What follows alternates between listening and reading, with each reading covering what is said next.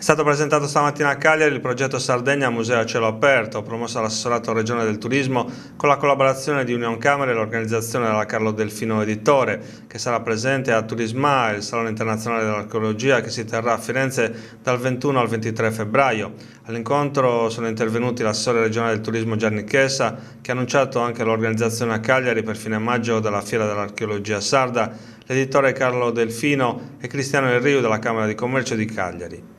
Valorizzare l'archeologia in Sardegna e valorizzare la nostra storia, le nostre tradizioni. Di turismo si può vivere, l'economia della Sardegna passa attraverso il turismo e le varie forme di turismo. Dobbiamo solo saperci vendere e saperle raccontare. Noi abbiamo storie autentiche e l'archeologia è una storia autentica. Metteremo a fine maggio insieme esperti dell'archeologia sarda e internazionale, faremo degli educational tour, porteremo la stampa mondiale. Metteremo insieme 80 poli museali della Sardegna insieme, mai è avvenuto un fatto del genere, ci racconteremo la nostra storia per portarla a reddito e per creare posti di lavoro.